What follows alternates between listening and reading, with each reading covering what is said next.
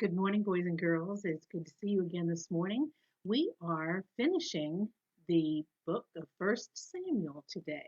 If you remember where we were last week, we were in First Samuel chapter 25, and we were talking about David.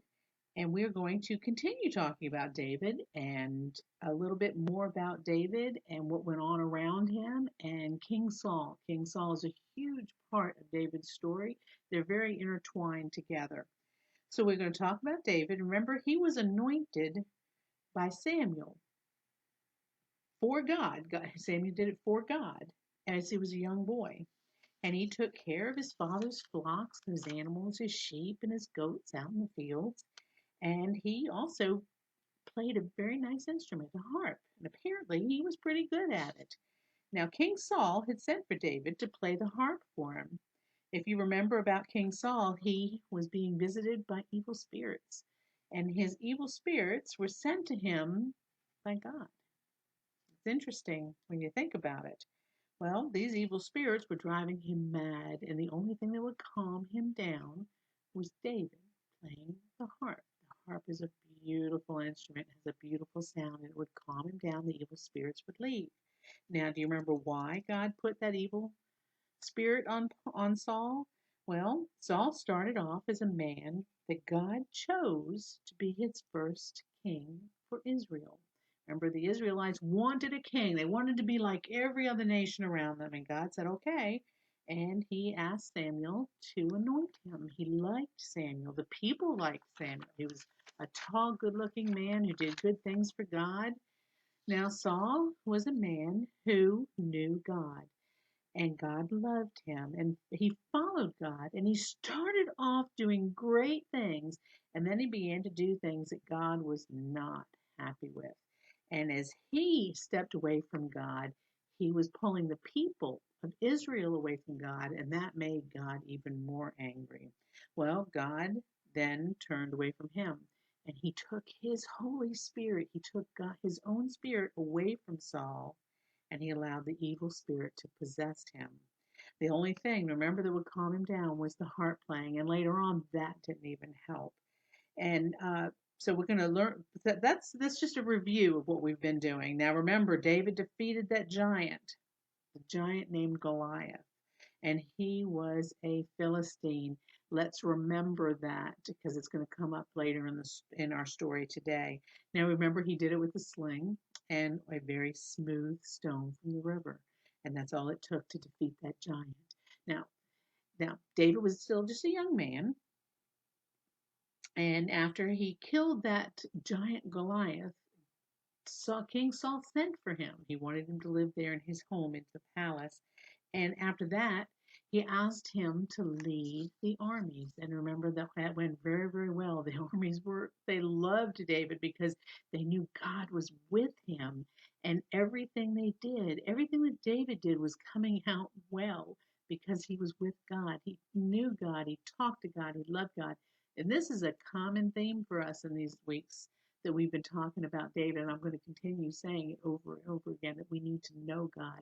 We need to love God. We need to worship God.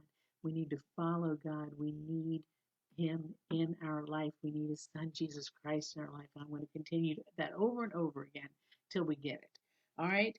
Well, that evil spirit that made King Saul go a little bit mad made him very paranoid. And he started thinking that David was out to get him. So that he needed to then plot against David to stop him. David, remember, he didn't understand anything that was going on. He did not want to hurt Saul. He was confused as to why this was happening and why Saul wanted him dead. So here we are now, 1 Samuel chapter 26. And Saul is chasing David once again. And he has 3,000 men with him as he's chasing him. Well, they camp, these 3,000 men and King Saul, they camp out.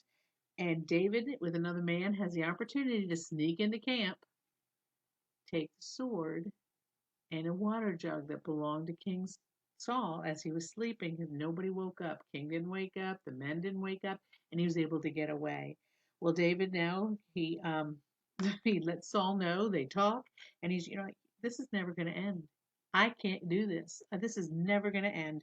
And now he goes into the land of the Philistines and to get away from Saul. And Saul finally stops chasing him. Well, David and his army of 600 men and their families, all of their families, their wives, their kids, their animals, everything, they go into the land of the Philistines, into this and to this town of, and I'm not going to get Ziklag, and they live there for 1 year and 4 months. And they they go in there and they periodically go to these foreign countries that have attacked Israel over the years, and they attack them. Now remember, they've got God on their side. These are enemies of Israel, and God allows this to happen. He goes in, he attacks them, kills everybody so nobody can talk, and he comes home with all their animals and all their stuff.